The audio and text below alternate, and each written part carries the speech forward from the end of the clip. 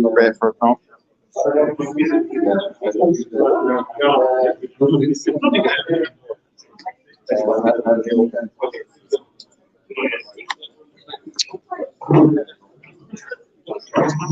Just go a bit higher with it, so Yeah, no, I'll move down. I come to fucking again.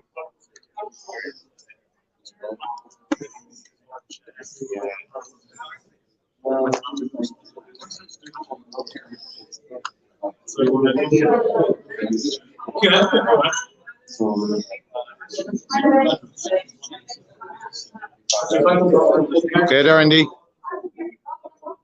Yeah. charge from there now. Huh? Up more, yeah. Just slightly, just slightly. And I'm looking at their face. Yeah, you know. Yeah. It's good, yeah. You're charging, yeah? Yeah.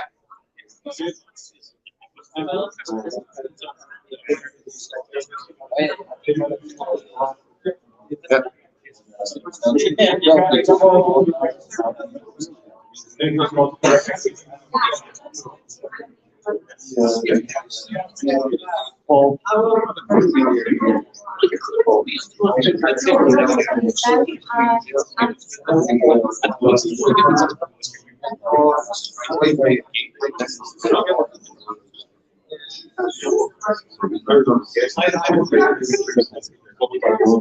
That's enough, guys. Yeah, ideally the Wi-Fi. I'll have a look for the Wi-Fi again. Wi-Fi my ball. That's a bit more. Yeah? Good, yeah. If you can do that, yeah. Yeah. Okay. Just run a hotspot off yours. You don't need to connect to something. Huh? That sounds good. Come on, go. I'll turn off the notifications. Give me a second there now. Notifications off.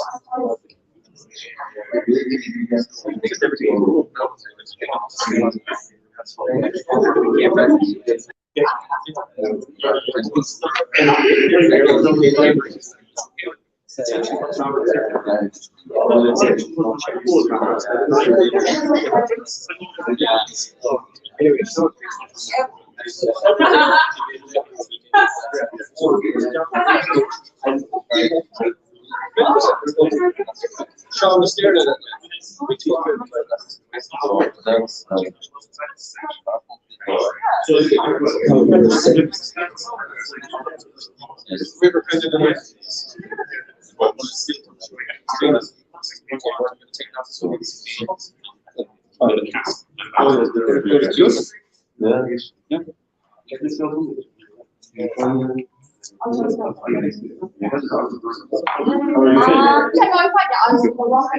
Okay, you can read the yeah, yes, is that right?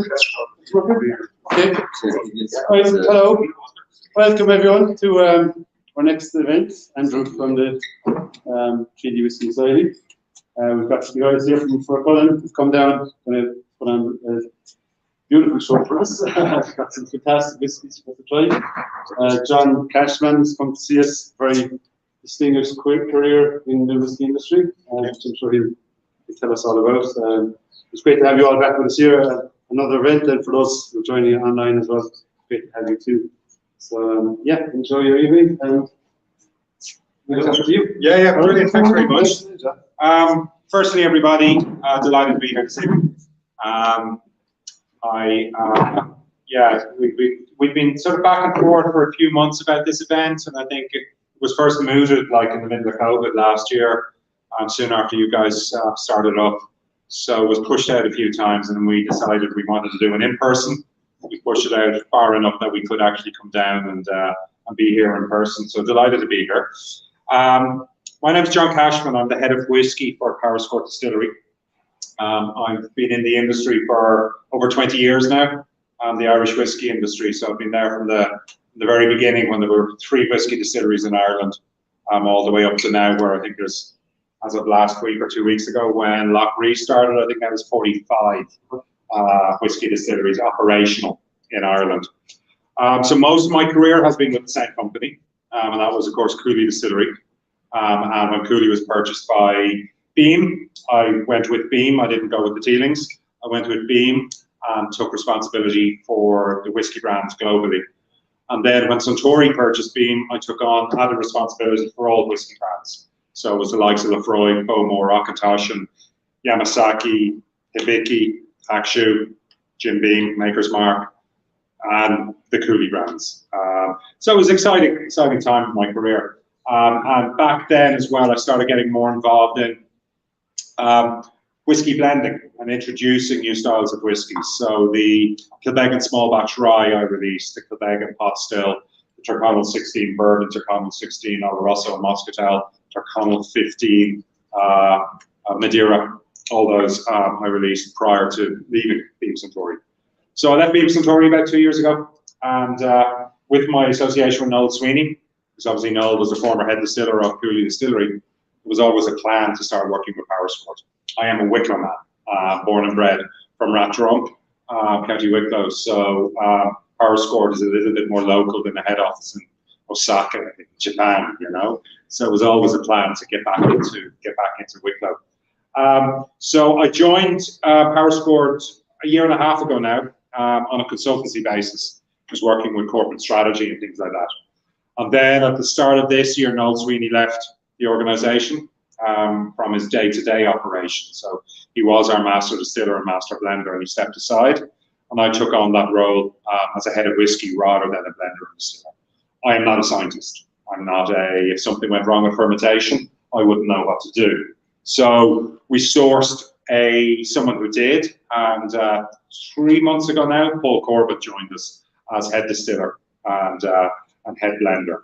And Paul was the head distiller in Clonakilty. He's also ex-Teeling Distillery as well. So wealth of experience coming there. In fact, in the last 3 whiskey magazines, Icons of Whiskey Awards, Paul Corbett has been runner-up 2 years in a row for Master Distiller of the Year. He lost out to Kevin O'Gorman from Middleton 1 year, and the following year he lost out to Noel Sweeney. So, you know, he really is one of the top brains when it comes to distilling in the country. So we're delighted to have him on our, you know, working with us now, and I'm delighted to be working with him and looking into the future of what we can bring out. So that's a bit about me. A bit about Powerscourt, I suppose. Powerscourt is what I would describe as one of the second wave of whiskey distilleries in Ireland. So if you take the first wave were the, you know, Cooley, Middleton, Bushmills and Kilbeggan, okay, the 4 established distilleries. And the second wave then were kind of from 2012 to sort of 2016 when they started coming on board. Powerscourt were in that. The idea of Powerscourt stems from about 2014 or 2015 when some local families in County Wicklow had an idea to maybe set up a distillery in Wicklow. Now, anyone who knows anything about Wicklow, planning permission is very difficult to get in County Wicklow. So it was a lot of sort of back and forth with the authorities. And then as well, just trying to get the funding in place, because to set up a whiskey distillery, it's not something that you can just do overnight. You know, it's generally, you're not looking for much change out of 10 mil to set up a whiskey distillery, you know? So it is a big undertaking. So they set about, they had the idea, and then they went to the Schlesinger family, who owned Powerscourt Estate. Powerscourt Estate, most people know, are famous for the gardens, or which voted the 3rd best gardens in the world by National Geographic. The waterfall, Ireland's highest waterfall. Golf courses, 2 championship golf courses. A hotel. It was the first Ritz hotel in Ireland. The first Gordon Ramsay restaurant in Ireland was in Powerscourt. So like it's like 5-6 star hotel, whatever. And a distillery now as well. So the Schlesinger family saw the benefit of having a distillery on site, bought into the entire idea, and offered the oldest building in the entire estate to the distilling company, and that is the mill house. I'll talk about that also later on. So around the same time, the families, so now the Schlesinger, so they had a location, and now they kind of needed to get a bit of know-how. So another 2 individuals got involved. One was the Pierce family, and the Pierce family owned, or certainly were chairman, and they didn't quite own outright, but heavily involved with the Isle of Arran distillery in Scotland. So that brought whiskey knowledge and whiskey know-how. And then Noel Sweeney came on board, and Noel, being the former master distiller of Cooley Distillery and master blender of Cooley Distillery, and an icon of whiskey award in the the Hall of Fame for Whiskey Magazine. He's the only individual who was both master distiller and master blender in the Hall of Fame. So Noel came on board in 2016, and in conjunction with Noel, a new distillery was designed, and it was designed with Forsyths of Scotland. And Forsyths are probably the preeminent engineers and distillery builders around the world. All the best distilleries in Scotland are Forsyths stills being used. So Forsyths came on board in September 2017 and started putting the distillery together. And in June 2018, the keys were handed over. It was the quickest turnaround Forsyths had ever done, from essentially greenfield site to distillation, 9-month turnaround. So our distillery today is a classic 3-pot still distillery. We are a malt distillery. However, that also allows us to produce pot still whiskey. Though 75% of our output annually is malt whiskey. And pot still, we have been increasing gradually, but we'll always be essentially a malt distillery. We're not going to become 100% pot still distillery at all. And there's a number of reasons for that, which I won't get into right now. But we have the capacity to produce almost 1 million LPA a year. At present, we're only doing a quarter of that. We're doing 250 LPA per year. That's liters of pure alcohol. That would be the equivalent of, trying to do quick sums in my head, equivalent of maybe 600,000 bottles a year, roughly. So it's a nice amount, and that's only with 1 shift. If we go to 2 shifts a day, we could not quite double it, but almost double it. And we have capacity to go 24 hours if we so require, and that would be the 1 million LPA a year. So we have been distilling since 2018. We distilled in June 2018. We laid down our first liquid in August 2018. Now, those of you who know our brand, it's Fercullen. And a lot of people kind of say, well, you know, Fercullen, Powerscourt, why Fercullen? Well, we weren't able to use the term Powerscourt for quite obvious reasons when you think about it. And Fercullen is actually the old ancient name for Powerscourt. So before there was Powerscourt in the old Celtic time, the time of the tribes, the old Celtic tribes, it was known as Fercullen. Fercullen literally translates as the men of the Wicklow Mountains. So Ferra being obviously Anglicization of Fer, and Cullen is the old Gaelic name for the Sugarloaf Mountain. So the mountain that is on our label, and anyone who's driven down from Dublin down to Wexford through County Wicklow. The Sugarloaf is there on your right-hand side as you're driving down. So that is known as O'Coulon. Fercullen were all the lands from essentially kind of like Kilmechanic or Enniskerry, North County Wicklow, into South County Dublin, as far as where Tala would be today. All that was known as Fercullen. So if you look up some of the ancient books and you look up Powerscourt, you see the word Fercullen instead. So Fercullen is our brand, and we were very fortunate when we started off that I suppose a very good decision was made that we would concentrate on whiskey. We weren't going to do gins or vodkas or poachines or anything like that. And the reason we were able to do that was our connections with Fercullen Distillery, and of course Noel Sweeney. So we were able to purchase some liquid that Noel had previously produced in Fercullen, both grain and malt whiskey. So we purchased this third-party whiskey, and then we had the guy who actually made it was finishing it in Powerscourt as our master distiller and master blender. So that permitted us to release aged whiskies straight off the bat. Okay, we weren't waiting the 3 or 4 years. We bought a tranche of different whiskies, aged grain and aged malt, and that permitted us to release a 8-year-old blended whiskey, a 10-year-old single grain whiskey, a 14-year-old single malt whiskey, and an 18-year-old single malt whiskey, all of which under the Fercullen names, or Fercullen brand. Now, that was an absolute blessing, because it permitted us straight away to get into the whiskey industry while we were waiting for our own whiskey to mature. We're now at a stage in the company where things are, we're at a very exciting stage insofar as the liquid that we have produced is now whiskey. However, the whiskey that we purchased in 2017 is a finite resource.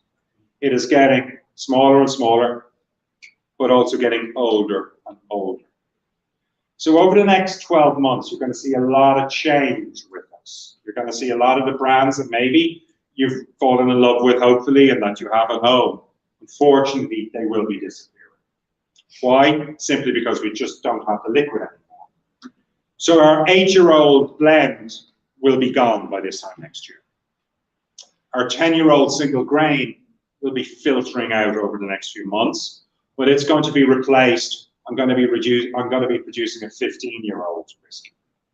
And the reason I can do that is just because the liquid we have is getting older, I'd only have another year's worth of stock at 10-year-old. But if I look at what I have over that age, I have about 5 years of product. So I have 11-year-old, 12-year-old, 13-year-old, 14-year-old, and 15-year-old. So I can keep shifting that upwards.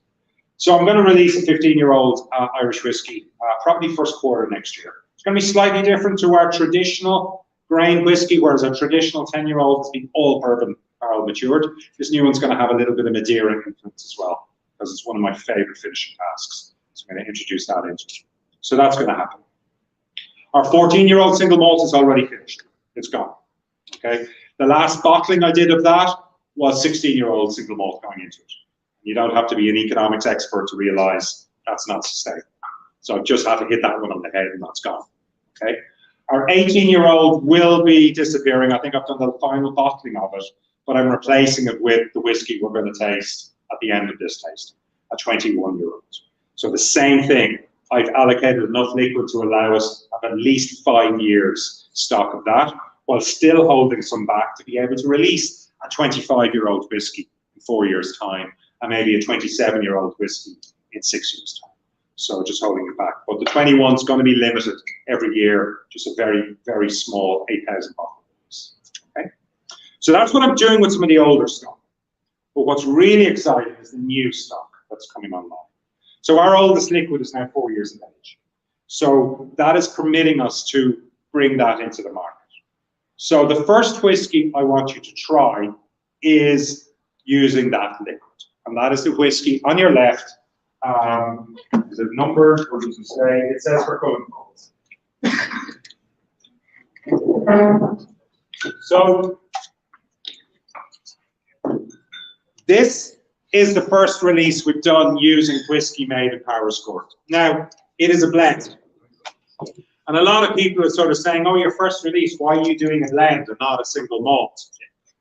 Well, ultimately, we're also, you know, it's nice and romantic saying we're producing all these types of whiskies, but ultimately we're a business and we need to think of things rationally. 94% of all Irish whiskey sold all over the world is blended whiskey. And it's blended whiskey at a particular price point. A particular price point that we did not have anything in. So we were missing out on 94% of all Irish whiskey sales, which, think about that, it's ridiculous. So this whiskey permits us to get into that segment of Irish whiskey. It also opens up a lot of new markets to us. You probably heard other whiskey companies come in here and they talk about what markets they're in. Probably just about everybody says the United States straight off the bat. We haven't gone near the United States of America. It's the single biggest market for Irish whiskey in the world, but we haven't gone near it. Why? Well, A, we didn't think we were ready, but B, we didn't have the right product mix. There's no point. I've worked the US for like 15 years. Literally, you start on one coast, you spend a month, you go over to the other coast, and you're knocking on doors. It's not good enough just to have a whiskey and get it there. You have to get behind it. You have to physically get it off the shelf. A lot of people forget about that. They think, oh, we got it in the US, aren't we made? No, you're not. You're just going to be lost and you're going to be discontinued. So we just didn't have anything in place because the US is a very difficult market. It's a three-tier market. What do I mean by that? Well, an importer can't distribute, distributor can't sell. You have to have three separate organizations. It's a legacy of prohibition. So when there are three different people who need to get a cut, to have it affordable on the shelf, you need to have something going in at a particular price point. We did not have that up until now. So this allows us to do that. So that's why a blend was our first. Now, it is a blend. So it's a blend of different styles of whiskey. It is, our distillery, as I said, is essentially a malt distillery. So we wanted to highlight our malt whiskey in this blend. So this blend is 50% single malt whiskey. Very few blends are that high in malt whiskey. Your majority of Irish whiskies are 10 to 20% max. Black Bush is probably the only other blend that's as high as this in malt whiskey. Okay, and they've been making whiskey for a lot longer than we have. Okay, so very high malt content, 50% malt. So what's the other 50%? Well, it's grain whiskey. The grain whiskey we sourced from a third-party distillery, so we don't make grain whiskey ourselves. And I was looking for a very specific style when I was getting my grain whiskey. I was looking for something quite sweet with texture, creaminess, and a sort of caramel toffee sweetness. And how I achieved that was getting grain whiskey that had matured in first fill ex-Bourbon barrels that would give the delicate, subtle nature of grain, but a creaminess and a mouthfeel. This sort of, yeah, just vanilla creaminess. And then the caramel and the toffees that I was looking for was achieved from heavily charred fresh oak barrels, excuse me. Because if it's new oak and it's heavily charred, the sugars in the oak are caramelized. So when you put your liquid into that heavily fresh charred oak, as it absorbs into the wood, it touches all this caramelized sugars in the oak, and as it contracts out in the wintertime, it brings that flavor into it. So, three distinct elements in this whiskey. And my mantra when I'm blending and when I'm coming up with different whiskies is, when it's a blend, I want you to be able to taste individual constituent parts of the blend. And then when it's actually combined in your mouth, you need to be able to pick them out, but they need to work together. So when you pick up this whiskey, if you've any left, on the nose, and you stick your nose into it, you're getting that orchard fruit, fresh fruitiness from our malt whiskey. So our young malt is full of pears, green fruit, really fresh, vibrant fruit. But then that caramel and toffee is very evident. That's the influence of the heavy char barrels. And pulling it all together is that creaminess. I know this sounds ridiculous, but it smells thick, okay? It smells viscous, if a smell can be viscous, okay? But it's all there. So the three elements are there. So now you take a little sip.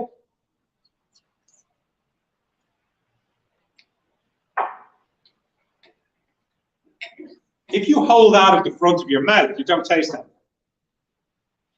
Why? And it's just biology. Your sweet receptors are further back in your tongue. So you hold that at the front of your mouth where your salt and your sour and your bitter receptors are. This doesn't have salt, sour, or bitter. So it doesn't pick up any flavor. It's only as you swallow it back, it hits the sweet receptors and boom, you start getting flavor. After you've swallowed it down, there's a layer of that oily creaminess. And there's a lovely, dry, sweet spice from the malt in the back. Another very conscious decision we made with this whiskey was the strength that I bottled it at. So, traveling around, around the world, seeing people drinking Irish whiskey. A lot of younger people today are drinking Irish whiskey in a mixer, or with a mixer, or in a cocktail. So I wanted to produce a whiskey where the flavor will come through if you mix it with ginger ale or Coca-Cola or a cocktail or whatever. So I decided to bottle this at 43% rather than 40%. So have a slightly higher alcohol, which will give more texture, more oils, but more importantly, if you're using a mixer, it will give you more flavor. So this will work very well in an Irish coffee or a hot whiskey, or just a straight up highball. One of our signature drinks with this is a very simple, heavily effervescent water, loads of ice in a highball glass, good shot of this, and that's sparkling water. Really, really tasty drink. Really, really refreshing. So the other thing that we decided to do with this is the look of it. It looks very different to all of our other releases so far. And that, again, is a deliberate decision. Why? Well, this is, we've made this ourselves. This isn't the liquid that we purchased from elsewhere. Everything else we purchased from elsewhere. You are going to see over the next few years a lot of companies that have established distilleries and have already had brands out will be thinking about what are they going to do when their liquid comes of age. And a lot of them, and some have already, just start incorporating that into the existing brands. And you taste it today and you go, that doesn't taste as good as it did 3 years ago. And they'll say, well, the recipe hasn't changed. It has. They're using a different ingredient. The age might be the same. It might be malt, it might be grain, but it's made elsewhere. So of course it's going to change. I didn't want us to do that. I wanted ours to be very distinctively different to what we've done heretofore. So our traditional brands look very much like traditional, as an age statement. They look like what you'd expect an Irish whiskey or a Scotch whiskey to look like. This one is different. Also then, it's the first time we've used a sub-name. Up to now, it's always been Fercullen 8, Fercullen 10, Fercullen 15, Fercullen something, usually an age. This is Fercullen Falls. So this is its own standalone brand. Fercullen Falls will be our anchor brand from now on. This is where we are going to either survive or fail. It'll be on this. Falls, well, the waterfall in Powerscourt. Okay, so it links into that. Also, when you look at the label, it really stands out on the shelf. But you naturally go across Fercullen Falls, you get to here, and then the modern depiction of the waterfall coming down at an angle. And if you actually visit Powerscourt Distillery, Powerscourt Waterfall, and you stand to the side of the waterfall, that is actually the exact same angle as the waterfall is coming down off the mountain. So everything about this makes sense. Well, in my head anyway, but in your head too. But that is how we launched that 4 weeks ago. And I've got to say, 4 weeks ago was probably the first time I've had a proper night's sleep in about 6 months once we got it out. Because literally it was to the last moment. The labels arrived. The liquid had already gone down for bottling. The labels just arrived. And our logistics person, Jen, literally filled her car full of labels and hightailed it down to the bottling plant to get them in time. You know, it was literally down to the wire like that. But this is, so it's been available for the past 4 weeks. You will see it gradually appearing in independent off licenses. And also from November the 1st on, it is, and we're very happy, we have got a nationwide listing with Musgraves. So it's going to be available in super value from the 1st of November. And after a week or 2 weeks, it's going to promotion. In mid-November, it goes on promotion. €35 in mid-November for this. And again, if you think about that, think of all the new Irish whiskies that you might have tried over the past few years. And think of the price point they're coming at. This is going to be on shelf at 38 to 40, discount down to 35. Really good value for money for the quality of product that you're getting. So from the 1st of November, it's going to be available in Musgrave, so your local Super Value or Centra. It is already available in O'Brien's nationwide, and I'd say from tomorrow it'll be in Fine Wines. So we are gradually getting it out there. I would ask one favour, and that is anytime from the 1st of November, if you shop in Super Value, go in and have a look for it. I'm not saying buy it, but if you don't see it, well, I would say buy it. Please buy it. Yeah, of course. But if you don't see it, please ask the off-license manager, because it's available for them to purchase from their warehouse. But they need someone maybe to ask for. We're not big enough to ensure that there's a drop in every Super Value around the country. And I live in Rathdrum. I'm not going to be down in Limerick again for a while to chase it up. But I would ask just one favour. Please go into your local Super Value. If it's on shelf, yeah, if you like it now, please buy it. Or think about us in the run up to Christmas. But if you don't see it, just ask. And then they'll buy it. And then you can buy it then afterwards. So that's all I ask. Thank you. So I guess this is like a core product. This will be the core product for us. So what does it mean to have it as a small batch? Would you expect to continue to see it evolve and change? We only produce 7 barrels a day. So in anyone's terms, that's a small batch. Middleton probably do that in 5 minutes. Yeah. You know, so that's where the small batch comes in. Right. So would you expect to see it change, you know, throughout? No. This will be, and the reason it wasn't launched last year when we could have launched it was I vetoed something sort of August of last year. I thought it just needed an extra year maturation. I want this to be 4 years of age. So it is 4 years of age now, and that's where we will maintain it at 4 years of age as our core brand. And you think you can maintain the high malt content? Oh yeah, always. Yeah, always. Yeah, we're not going to cut corners on that. Because the way the market is actually going, I'm probably giving away the secret now, but malt whiskey, our malt whiskey is cheaper than us buying grain whiskey. Traditionally, grain whiskey would be far cheaper than malt whiskey. And even if you have to buy it from a third party, if you're starting a brand from scratch and you go to a Great Northern Distillery or West Cork Distillers or someone, you're looking for malt and you're looking for grain, your malt is going to be far more expensive than your grain whiskey. That's why most grain whiskies are 80, 90% grain, or most blends are 80, 90% grain, because it's cheaper. But for us, because we've made the malt, it actually works out the other way. And also we wanted to highlight the style of whiskey that we are producing. That's why 50. Didn't want to go above 50 because next year I'm going to release a single malt whiskey.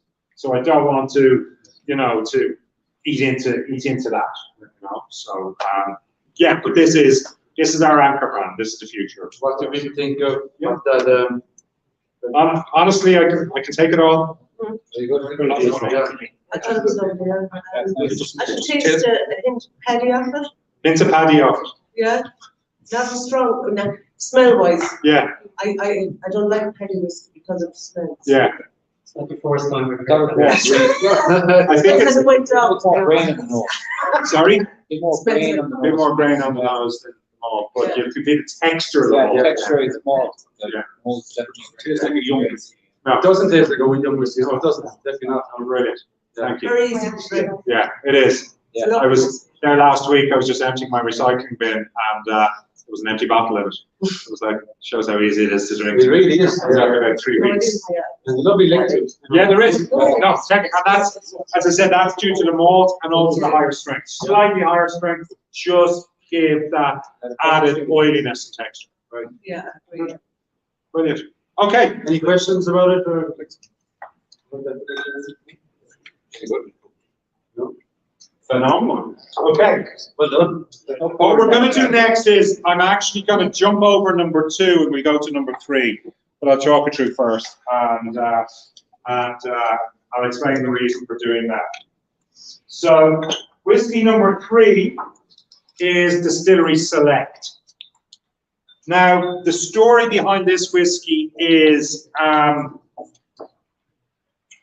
the beginning of this year, obviously a lot of stuff happened with us internally, which has been covered in some of the newspapers, upshot, Noel Sweeney left the business, but also we ran out of whiskey.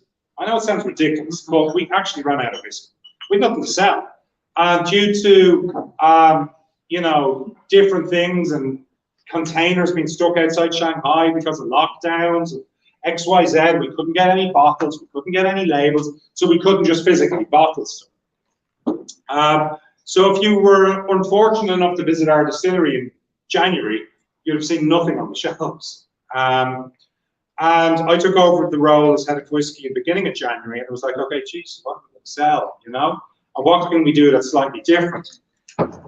And in January was the first time I got real access to the stocks and have a look at what's maturing and what's there and what's finishing and come up with some ideas. And I got to sample a lot of different things. And there was a few things straight off the bat. You see certain casks and you go, oh, I want to try that, you know?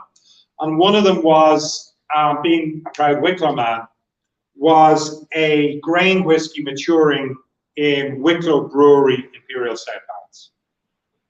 And I have to full disclosure, I have a second hat.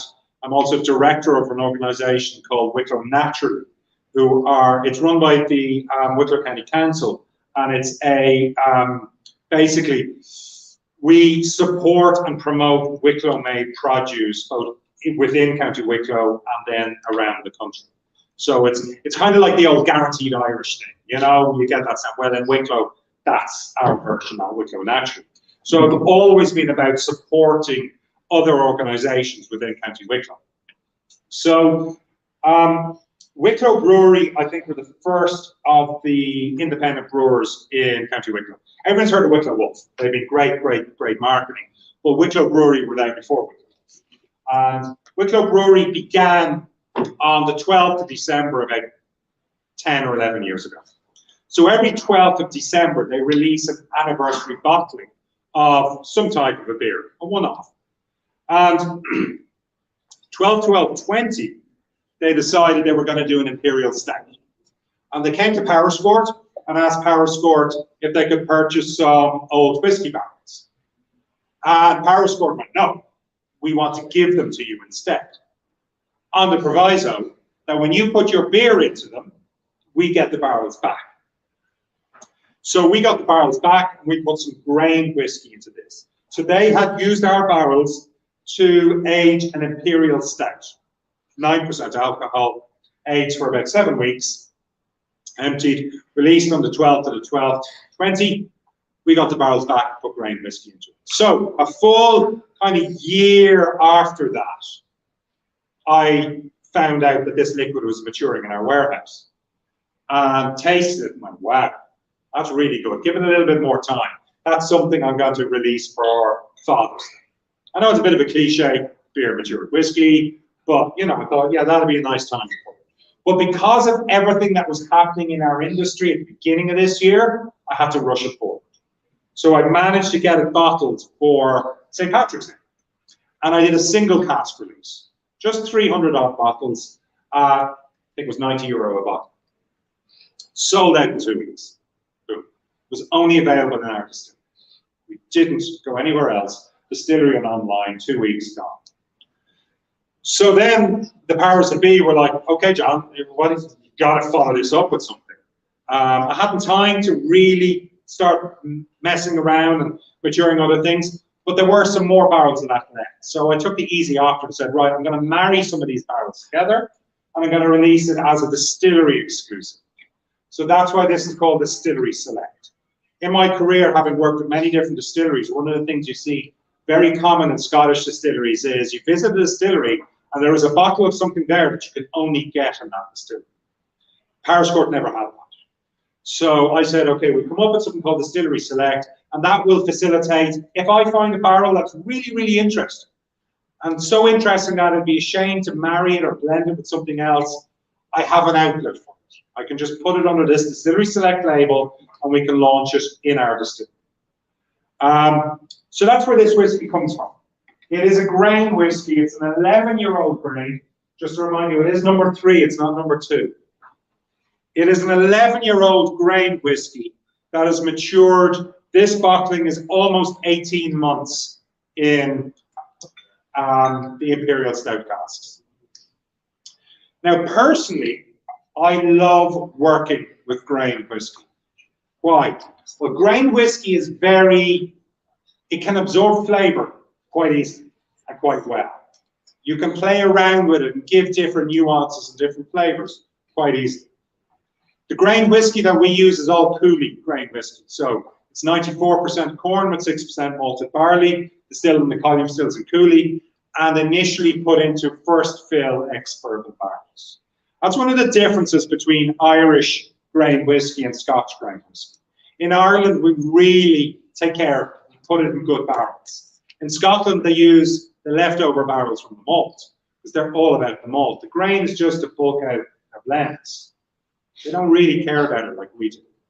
Also, most Scotch grain whiskey tends to be wheat-based, whereas certainly the Cooley stuff is corn-based, maize, from France. So, because this is a corn-based grain whiskey, you're going to get the sweetness of corn. Just think of sweet corn, Jolly Green Giant. But also because it begins like in first fill ex-Bourbon barrels, think of throwing corn on the cob on a barbecue.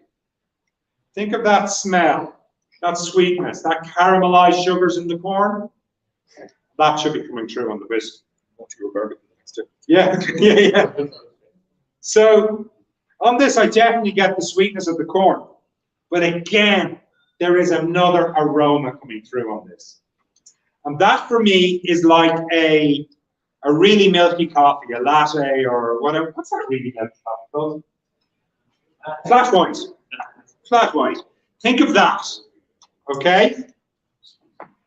And it's there. And again, that texture on the nose, thickness on the nose. Now, grain whiskies tend to be quite light, tend to be very soft as a mouthfeel. This one isn't. So, I think that's it. Ooh.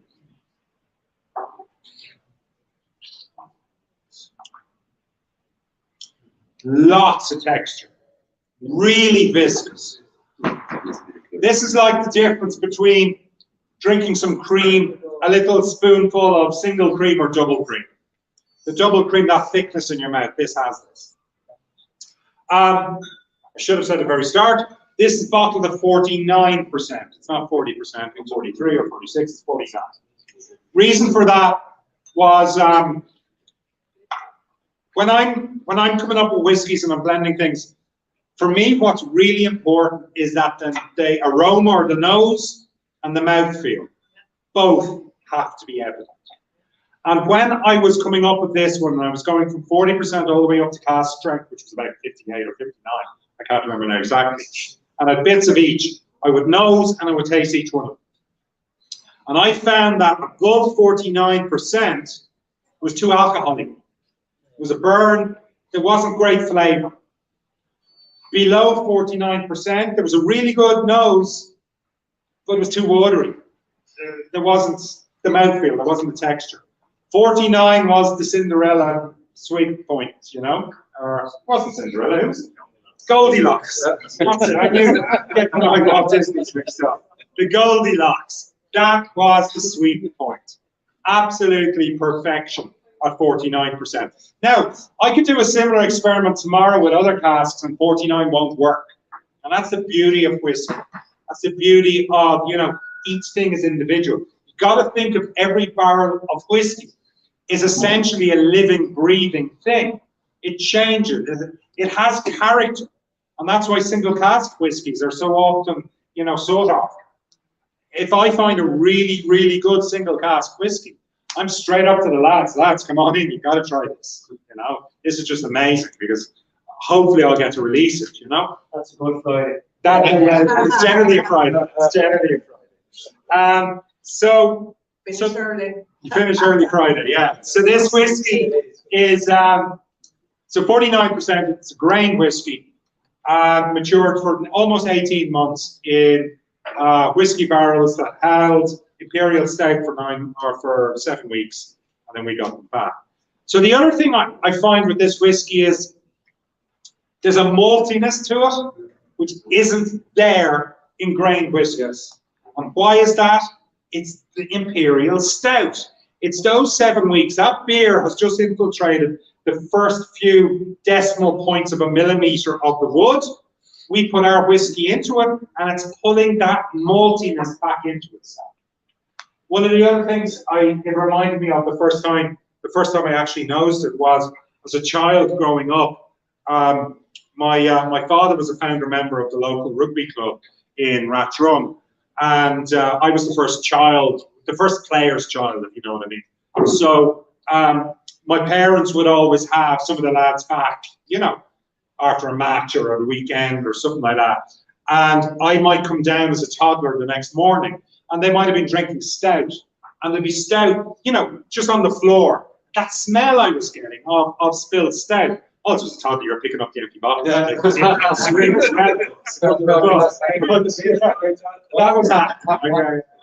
I do recall that up. But it was the aroma of that spilled stout that I was getting.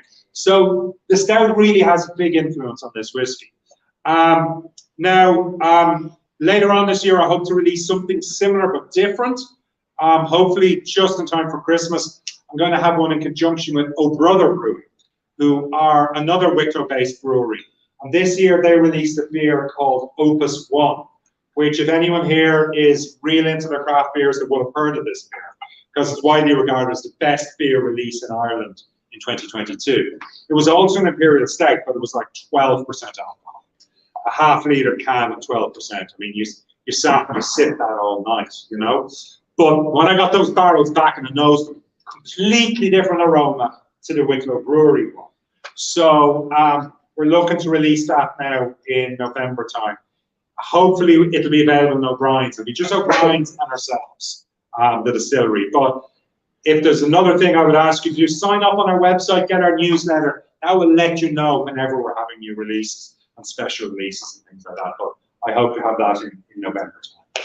So that's the grain whiskey. As I said, I love working with grain whiskey. It's much maligned. A lot of grain whiskey that's released in Ireland is very young, so it's quite raw. And you'll often see a lot of young grain whiskey will straight away have a finish on it because they're trying to mask the rawness.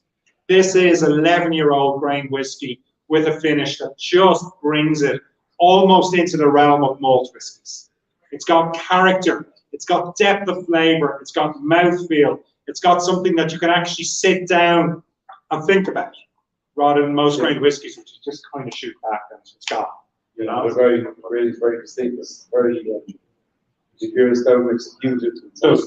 Really massive. Is that how many bottles? This bottling is 500 odd bottles. That's it. Yeah, Available just from the distillery. just from the distillery. €95 a bottle.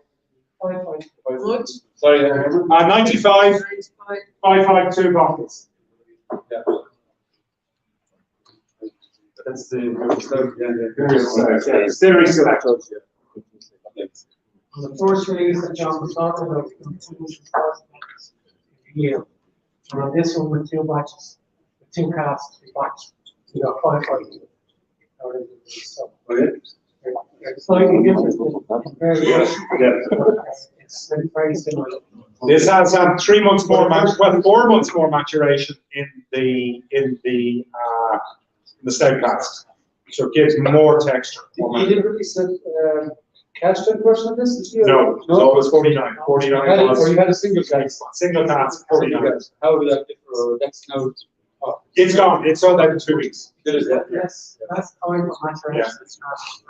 Oh, okay. Yeah, it just slightly different method. This has more texture. Yeah. Could you afford to get couple of casks for longer.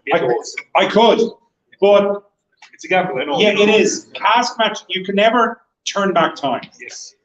And I'll talk about that more when we talk about our 21-year-old. But I'm very much of the opinion, if something's ready, get it out there. Get it out. And don't think twice about it. Just say, right, I'm taking out that cask, I'm putting it in an inert barrel, and our next bottling run, that's going to be released.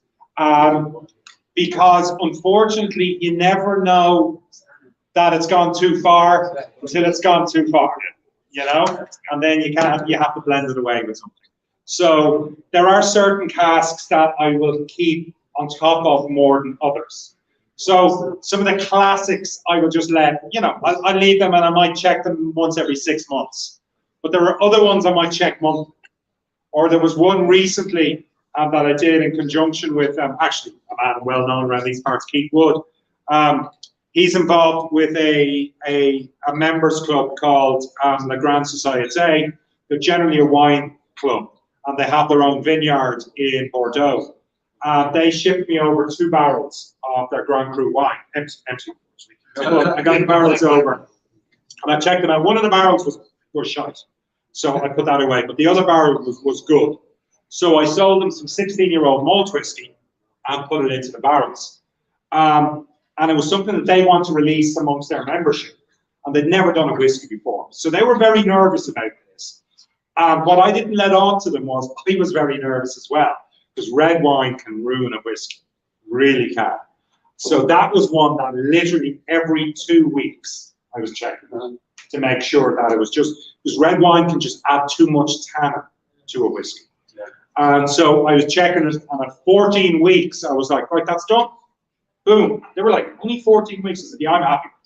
You know, as I took some of the liquid out at 14 weeks, you could even see a little pink hue just coming through in it. It was perfect. Absolutely perfect. So that's waiting to be bottled now. I have it I have it in a blue barrel, just waiting for bottling. So, yeah, so that's that kind of example. So some barrels I'll be on top of on a fortnightly basis, others 6 months. Just varies. Who would prefer then the first sample, the Fercullen Falls over the Stout cask? Anyone? Yeah? Yeah. Better, yeah? Yeah? I did a tasting last night for an organisation called World Whisky Club in Dublin, and there were some guys who own casks in our warehouse, and one guy came up to me and he says that he just drinks like cask strength whiskies, absolutely loves cask strength whiskies.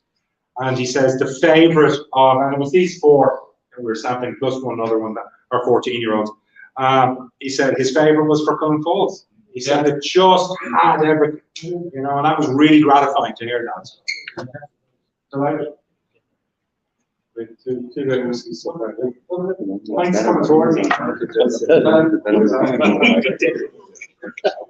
Yeah, I like the road.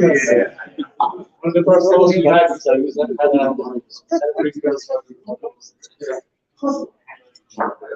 Okay. Our next whiskey is number 2.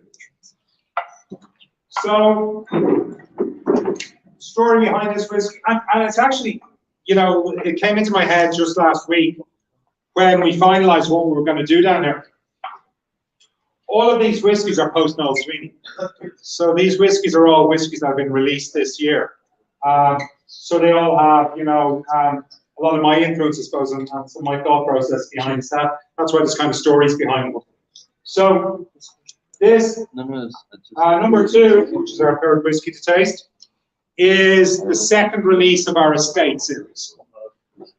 So the Estate Series was, when I first went to Powerscourt April of last year, day 1, I was there doing a photo shoot for something else. I was doing a series of interviews with Sergios from Irish Whiskey Magazine. And we were doing just a photo shoot from it. And Powerscourt was local to both of us. So I went to that. And Noel, having known Noel for like 16 years or more, Noel runs up to me. Says, try this. What is it? And he says, it's a new whiskey we're bringing out called Estate Series. This is the first one. This is called Millhouse. So Last year, Powerscourt decided to do a limited release of whiskies under the title of the Estate Series.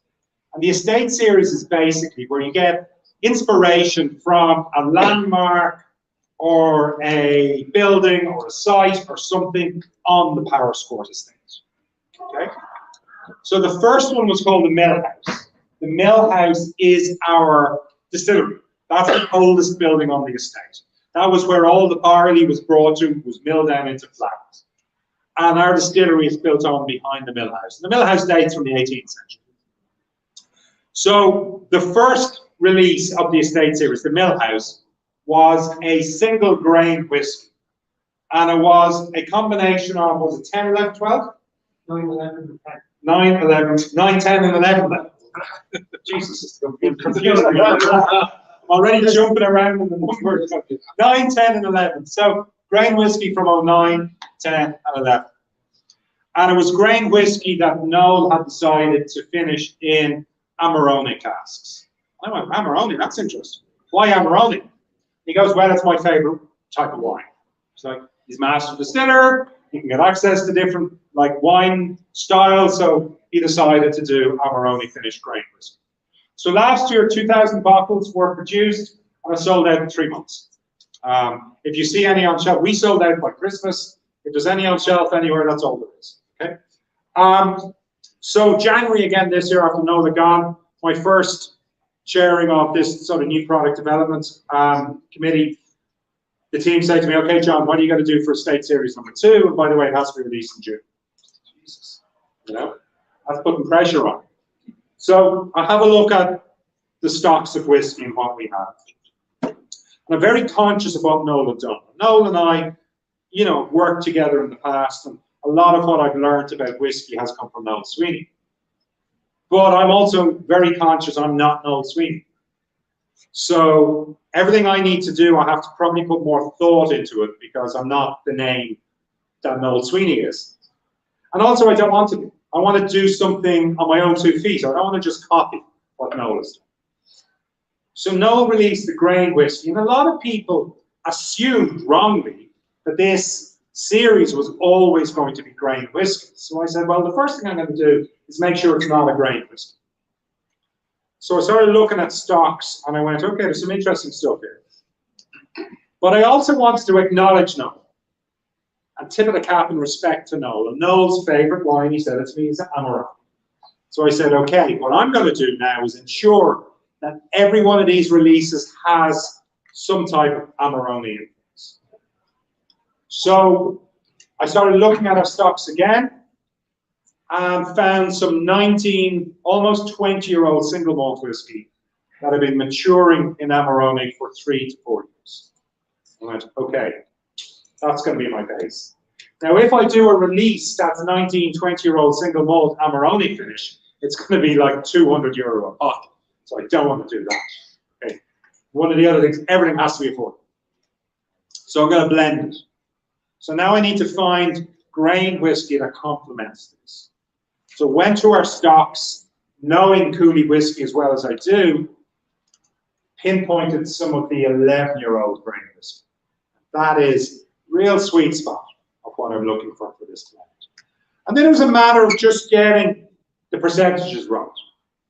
So this whiskey is 19% 20-year-old malt whiskey that is finished for 4 years in Amarone, and 81% 11-year-old grain whiskey. So when I was talking about falls, I said when I'm coming into blends, there has to be flavor. It has to be there noticeable.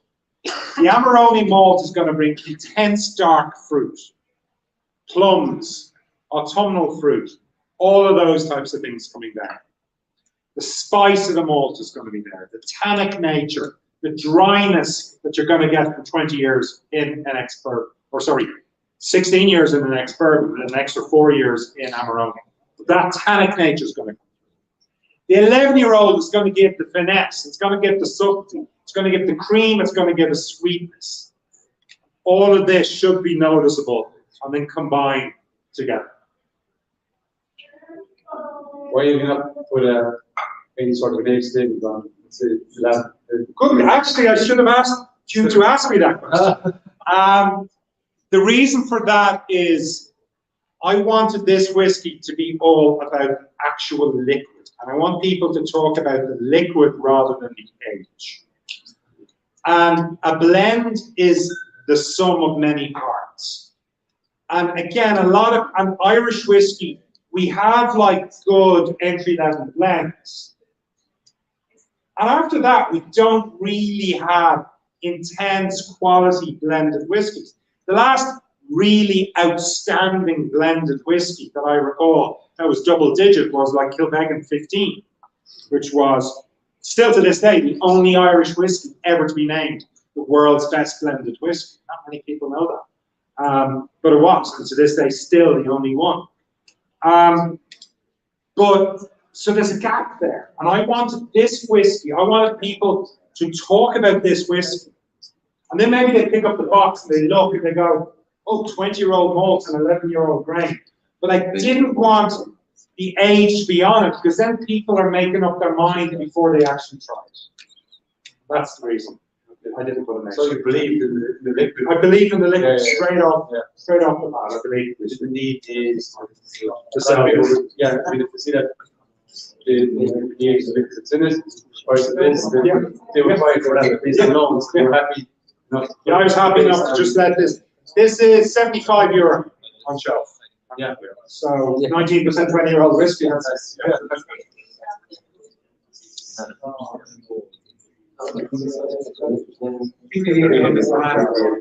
What it's going to be is about why we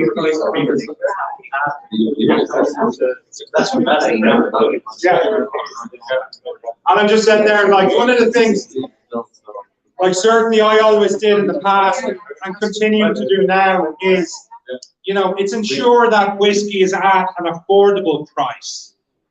Because too often you come to a whiskey, and now I know what I'm about to say will sound ridiculous when I get on to our final whiskey. But, you know, there's too often you see a price on a whiskey and you buy it, you put it on the shelf, and you look at it. Because it's too expensive to drink. Where are you going? It's too expensive to drink. You're buying it to drink. I make whiskey to drink. I want people to drink it. And if I have it at a price something like this, which is really high quality, at €75, maybe you will put one on a shelf, but you'll buy a second one, you'll open it.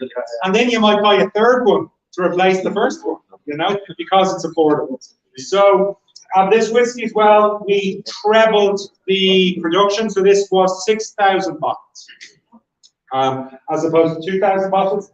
I'd be surprised if any of this is left in our distillery come December.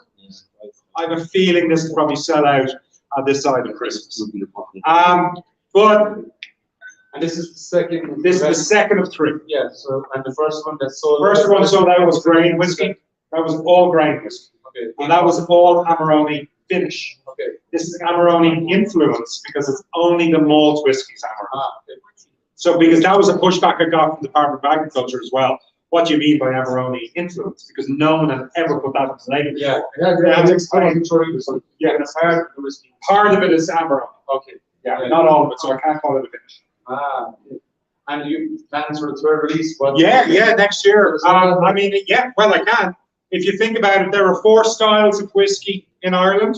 There's grain, there's malt, there's blend, there's hot still. And we've released a blend, we've released a grain.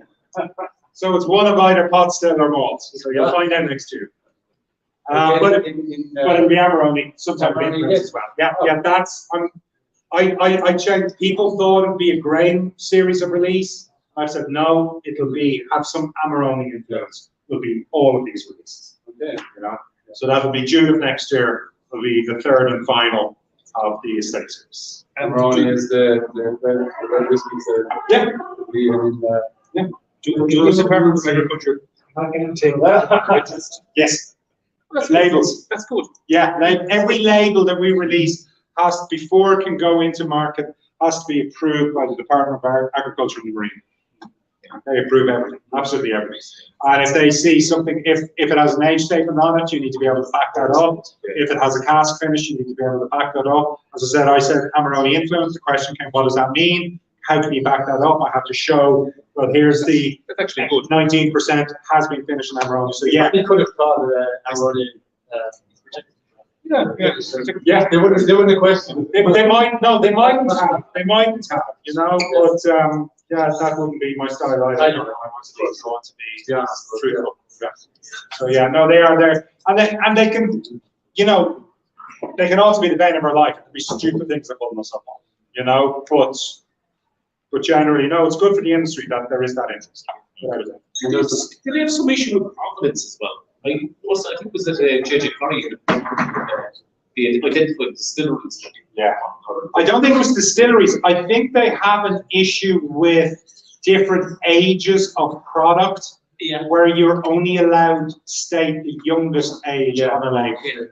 Unless, and this is one of the little technicalities, you can have this whiskey aligned. This whiskey is made up of 9, 12, 13-year-old malts and aged 10 years or something like that. You know, if everything is on the same line, you're allowed to do it. But if you have it on different lines, you're not. And I think that was the thing. I think they had different lines. I think it did a char. The box. Does it not, or does it not? I think it's here. Yeah. Limited edition blended Irish whiskey from a selection of grain whiskey distilled in 2011. Expertly married with malt whiskey finished in Amarone cask from 2001. So the important stuff is there. Yeah. So keeps that. Question there, sorry? Whiskey that Yeah. we're talking about. Yeah. My grandmother Brilliant. I've started that I have heard negative whiskey. But the far end or Yeah. But what makes it pure? Talking special. Now I know people can go back and listen. Yeah. It's 5'9", like Yeah. it's my 5'10", just so you respect. Yeah. Now, interesting question, like what makes it pure than other spirits? I'm not convinced it is pure than other spirits, because if you look at vodka, vodka is essentially a neutral grain spirit, distilled to be flavorless, colorless, and pure. It does not make, you know, vodka. No, but a vodka can become a whiskey. You know, a vodka can be put in the barrel and become a whiskey. So I'm not convinced it is pure. I think it's just, you are with something like whiskey, the reaction that's happening in a barrel, there's lots of different things going on. But one of which is the char on the inside of a barrel is acting as a filter. And it's filtering out some of the nastier chemicals and the nastier elements that might like cause you to go crazy or make you ill or give you bad headaches or something like that, you know? But at the same time, what you're getting is wood influence, and wood influence is tannins. So that's why it's drying out. So if you have a night drinking whiskey, you do have a headache because you've dried out. The tannins have started. So it's a fine balance, you know. But I like to think whiskey for me is something that, you know, there's a lot of thought process going into making it, and then it's put in a barrel, it's put in a warehouse, and it's given time to improve and given time to perfect. And the distiller and the maker respects it to do that. And I think we as consumers need to respect it when we're consuming it. That sounds like your grandmother did if she lived to 110 drinking whiskey, you know? Okay. Anyone there, any questions about this particular whiskey or anything else? Yeah. No, that one would be in O'Brien's. Is that right? That one, did you see the O'Brien's Estate Series? O'Brien's in Limerick.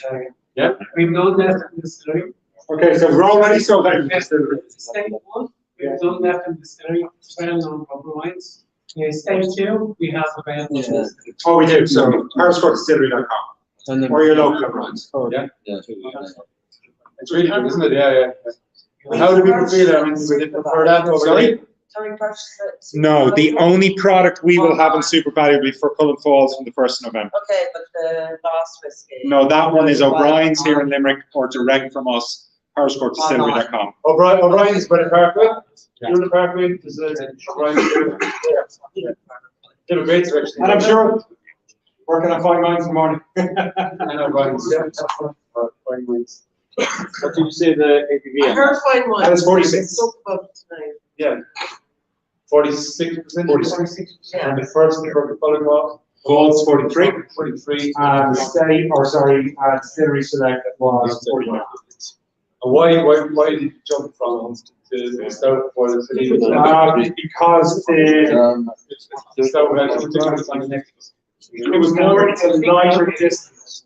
It's a lighter distance. So I like to go through with flavor profile and build up to something that's like, whoop, and rather, other people might do it through alcohol strength. I tend to go with flavor. So we've had 3 whiskeys so far. I mean, tell us which one you prefer from the Fercullen Falls first, the best three. Falls, is it? Yeah. Fercullen Falls. How many prefer the stout cans? Stout Yeah. Good third anyway. How many for the Italian Gardens, the red wine finish? Yeah, we've got 2 more. Yeah. Yeah. It's like picking your favourite child. It's good. It gives us good feedback there. Things how I have to come up with my favorite.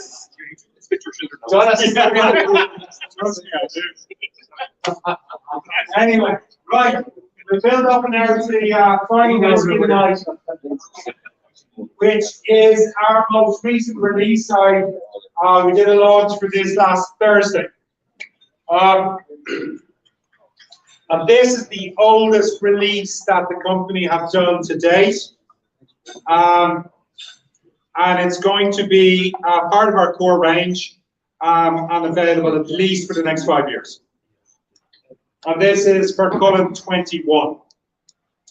Now, the background to this whiskey, obviously the liquid, the background is, what, 2001. But the background to this whiskey is actually 1996. So I studied European Studies and Languages in UCC. And part of my degree was to go on an Erasmus year to either Germany or Spain. And I chose Spain. Spent a year in Granada, in the very south of Spain, in Andalusia. And learned Spanish and played rugby. And it was great playing rugby down there because I was the only foreigner on the team. And I was also about a foot taller than everybody else. And in those days, you still weren't allowed lifting the line out. So I used to play a lot of football as well. So I cleaned up in every bloody line out. So it was brilliant. But what was actually brilliant was, because I was the only foreigner, Spanish people, all about the family, all about celebrating, all about fiestas, all about eating, drinking. So I was just brought in. So I was the poor foreign boy who was there on his own on the weekend. So a different member of the team would bring me home to their mammy and feed me and give me wine and bring me to a local bar. And I fell in love with Spain. Absolutely fell in love with Spain. Learned, Spanish culture, Spanish food, Spanish wine, and fortified wines. I grew up on a sheep farm in Wicklow Mountains, a long way from Pedro Ximenez or Oloroso or Marsala or Moscatel or Fino de San Patricio or any of these wines. But I fell in love with it. And I would go back to Spain as much as I possibly could. And then in the latter years, fortunate to have a place out there. So I'll go out very regularly. But just outside Malaga is where I usually go. And I always make a point of going into Malaga. And Malaga is one of the great Spanish cities, but Irish people just land in Malaga airport and go left or go right. They never actually go into Malaga. And Malaga is an amazing city. It's got everything. Roman ruins, Moorish ruins, markets, restaurants, the culture, shopping. My wife loves the shopping. Calle Larios in Malaga. But it's also got one of probably my favorite bars in the world. And that is a bar called Antigua Casa de la Guardia. And it's a small little wine bar just off the main street in Malaga, like O'Connell Street here or O'Connell Street in Dublin. literally the main thoroughfare. There's this tiny, you'd walk past it without knowing. Big old wooden door, a white sign, red lettering above it on the Almeida Principal. You go into the bar, and it's probably the length of that seat down there, all the way from toilets, that back wall there, probably that. And probably the width out to maybe here. You know, so it's quite narrow. It's long and narrow. And there's a bar running down 3/4 of it. And the bar is probably, yeah, probably so high. And the bar is, you know, probably solid oak, 120 years old now. The bar itself is the oldest bar in Oloroso. But behind the bar, on the back bar, are just barrels, big old wine barrels, with Pedro Ximenez or Oloroso or Seco or Dulce de Malaga, all these different fortified wines. Now, I don't think they have a beer tap. They'll sell small little dinky bottles of beer. But it's basically these fortified wines is what you're looking for. A few tapas as well.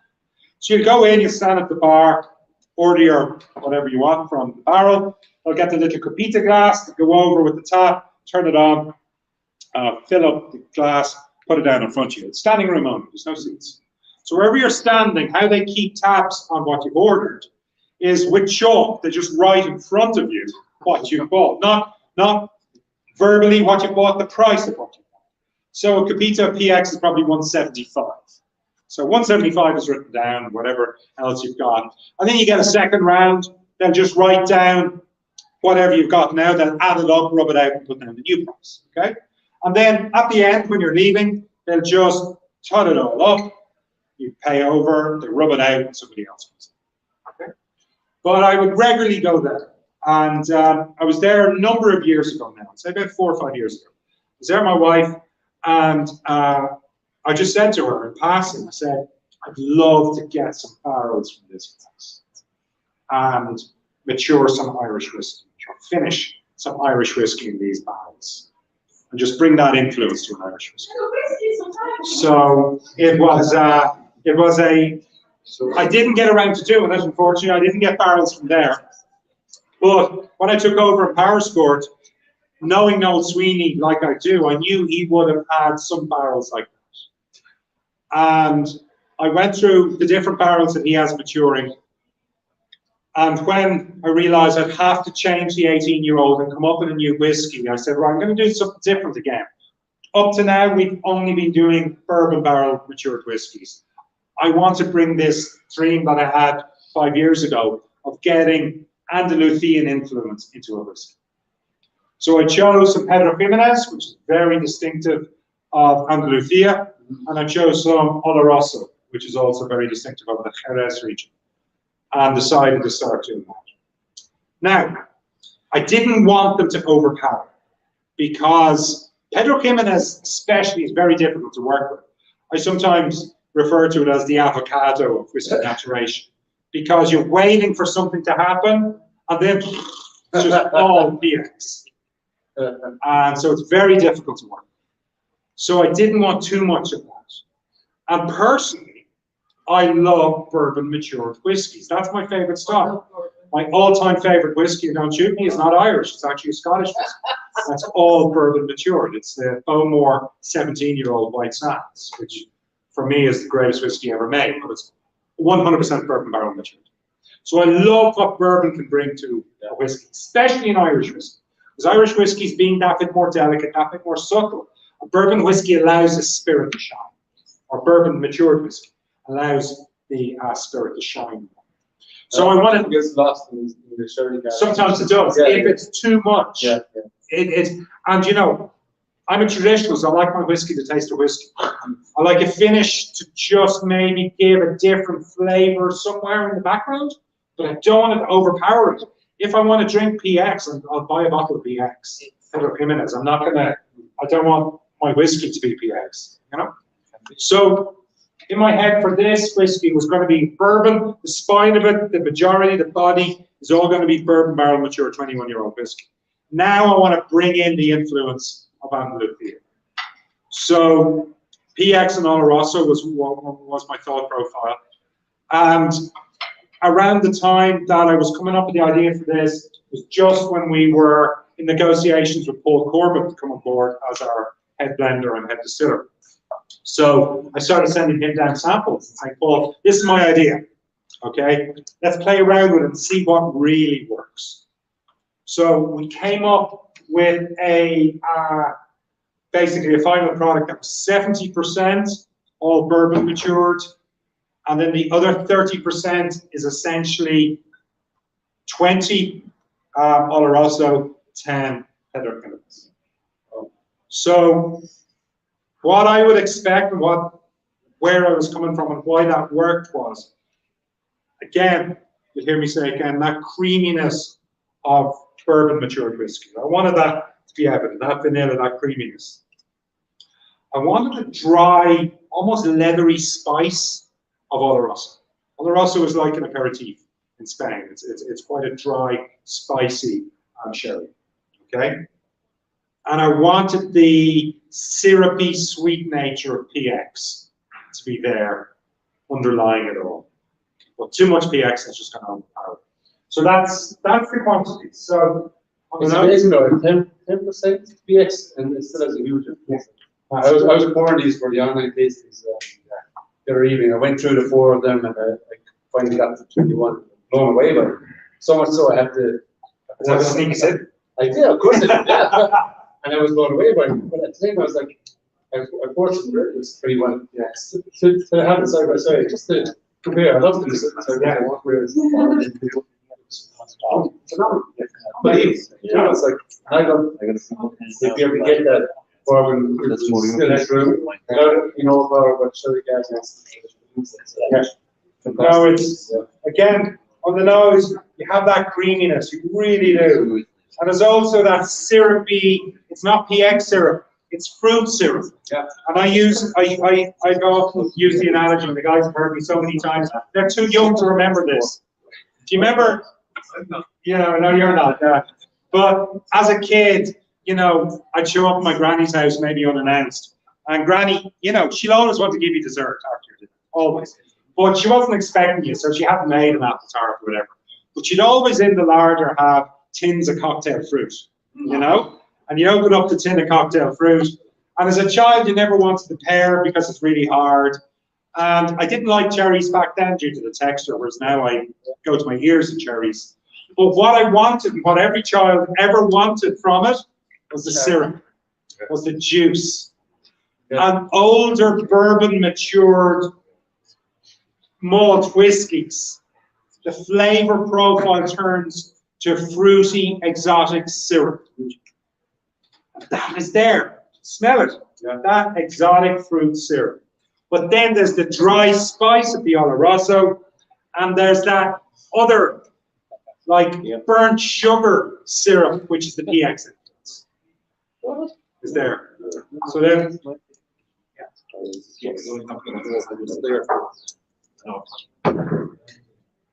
interestingly, with this one, when you taste it, it's the Oloroso you get first. It's the dryness, the spiciness of the Oloroso you get first.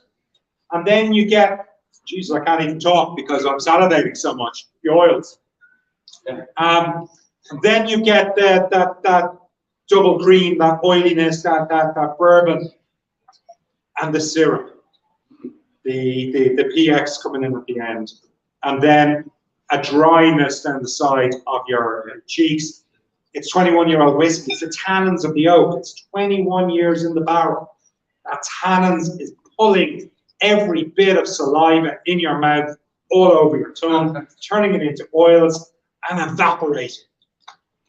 And you have to swallow because your mouth's drying out because of the evaporation of the alcohol.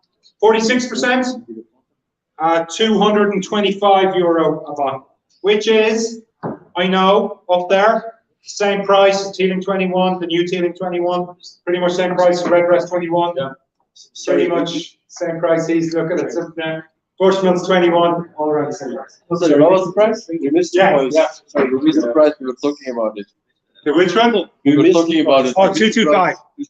225. Can you tell us a bit about where it's from, or not? Oh, it's all Cooley. All Cooley, but we took the finishing quick. Is there only a big part of your stock? Well, it's getting smaller and smaller and smaller as it releases dates. So, in 6 years, I'll have no more food. Really?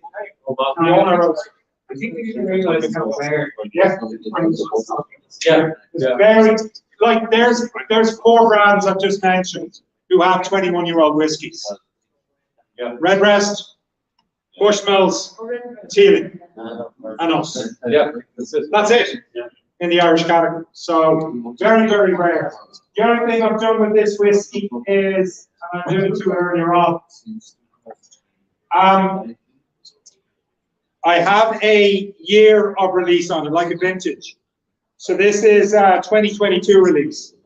And the reason for putting this on it is I can't guarantee that what I make next year will taste the same. I just cannot make that guarantee because the liquid is getting older. Now, I can guarantee it with faults that every year it's going to taste the same because I'm always using 4-year-old whiskey. But this one, the liquid is maturing differently, and I can't guarantee it. So 2023, more than likely, will be slightly different. Now, what I can guarantee is it's going to be bourbon matured, it's going to be Oloroso, and it's going to be PX. That was my thought for it to begin with. It'll always be that. But PX is such a bastard to work with that next year PX could be too much, and I have to reduce the amount of PX in it, drop it considerably. So as a result, each year, and we're only doing 8,000 bottles every year, that's all, will be slight variance year on year. As I said, I've enough liquid set aside for 5 years of this, and hopefully by year 5, we'll also have just released a 25-year-old whiskey as well, which, Jesus, I haven't even thought about it. Give me a few time, give me a few years. But yeah, that's a 21. I'm really, really happy with this. I think this, and I said it, someone interviewed me, and I said it, this, I think, has the potential to become one of the great Irish whiskies. I think it really does. It's got a depth of flavour. It's got enough character. Jesus, my mouth is still salivating. I sipped it 5 minutes ago.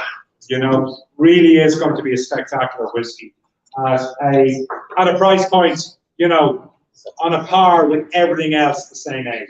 But honestly, I think the quality of this, the flavour, the diversity of different flavours is puts it on a different level. So pretty much, yeah, that's us. I need a little sip of Guinness to get rid of the dryness coming out. The gold is good, they'll give us. Yeah, no, it's always been good. Always. Guinness, then. Yeah. God gave me 2 hands, and I was having whiskey in one and Guinness in the other, you know. Yeah, but listen, once again, I have to say, absolutely delighted to be here. So absolutely delighted. I wore my carry-on blue especially for the event. So,